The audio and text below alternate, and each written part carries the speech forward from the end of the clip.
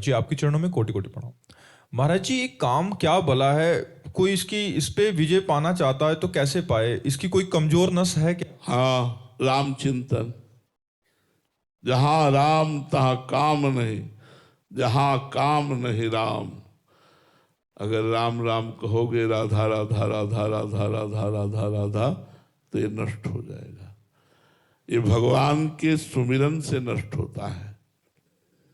काम को बल कहां से मिलता है? ध्याय तो विषयांत पुंसाम संगास्तेषु उपजायते, संगात संजायते कामः, संगात संजायते कामः।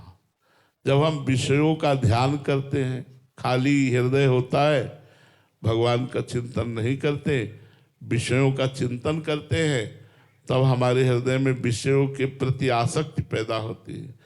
और विषयों के प्रति आसक्ति जब पैदा होती है तो उसे भोगने की इच्छा होती है। भोगने की इच्छा का नाम काम है। भोगने की इच्छा पूर्ण होने पर लोभ प्रवृत्ति पैदा होती है।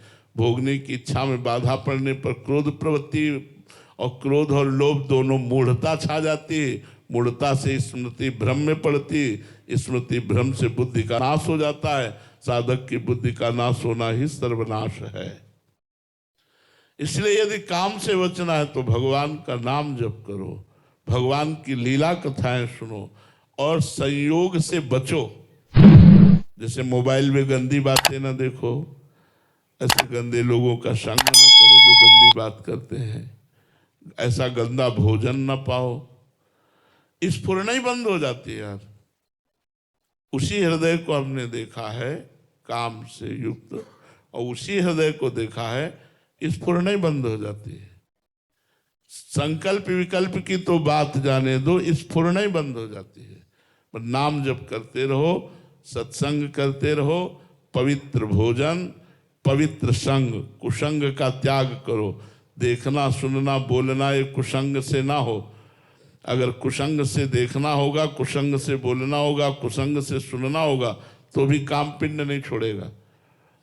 उसको रास्ता मत दीजिए। उसका श्रवण न हो, उसका दर्शन न हो, उसकी वार्ता न हो, उसका चिंतन न हो, तो भगवान का श्रवण कथन चिंतन हो, बढ़िया मंगलमय हो जाएगा। यही रास्ता है काम विजयी होने का, यही रास्ता है। भगवान की लीला कथा सुनो, भगवान के विषय की चर्चा करो, भगवान का नाम कीर्तन करो, सब में भगवत भावना करो, तो आप देखो अपने आप धीरे धीरे हृदय शांत होने लगेगा। जब हृदय आनंदित होता है तो निर्विकार हो जाता है। सूखा हृदय विकारी होता है। जो भगवदानंद से युक्त हृदय होता है वो निर्विकार होता है। सुभाष जी हनुमानगढ़ से। राधे राधे महाराज जी। महाराज जी, क्या सच्ची भक्ति में त्याग अनिवार्य है? यदि हाँ तो क्या संसार का त्याग करना जरूरी है, मन का त्याग भी पर्याप्त है? हाँ तो क्या संसार का त्याग करना जरूरी है, मन का त्याग भी पर्याप्त है?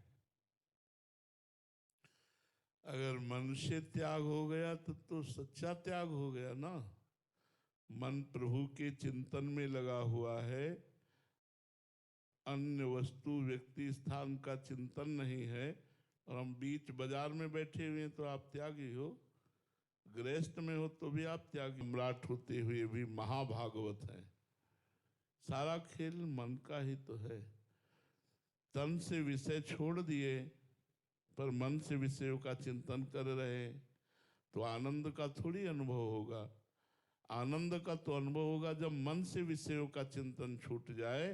तन भले विषय के संयोग में है, लेकिन मन प्रभु के संयोग में है। इसी स्थिति का तो नाम अध्यात्म है। कि संसार के संपूर्ण व्यवहार कार्य करते हुए, अपने धर्म का निर्वाह करते हुए, वो परमात्मा के चिंतन में तन्मय है। मन उसका प्रभु में लगा हुआ है। यही तो खास बात है। ये कहाँ हो पाता है? शरीर से विषय छोड़ देते हैं, फिर भी मन उसे पकड़े रहता है, मन उसका चिंतन करता है। तो जहाँ मन होता है वहाँ स्थिति मानी जाती है। तो मन यदि विषयों में है तो स्थिति विषय वही है। मन प्रभु में है तो स्थिति भागवतमयी है।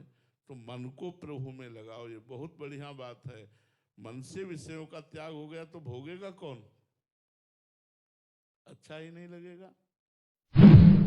यहाँ तक कि ब्रह्मादि के भोग सब विष सम लागत ताहि, नारायण ब्रज चंद की लगन लगी है जाए। प्रभु की प्राप्ति की लगन लग गई, मन प्रभु के चिंतन में लग गया, तो ब्रह्मादि के भोग भी विष के समान लगते हैं। फिर मर्त लोक के मलिन भोगों की तो बात ही क्या। तो हमारी साधना तो इसी बात की है कि मन हमारा प्रभु का चिंतन करे। भगवत चिंतन करने वाला मन मोक्ष, विषय चिंतन करने वाला मन बंधा हुआ। बंध और मोक्ष का इतना ही अर्थ है कि मन भगवदाकार तो मोक्ष, मन विषयाकार तो बंधन युक्त। अब कुछ भगवदाकार कुछ विषयाकार, यही तो साधना है।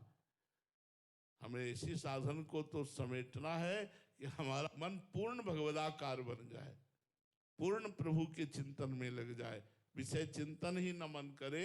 यही तो खास बात है। लक्ष्मी मित्तल जी,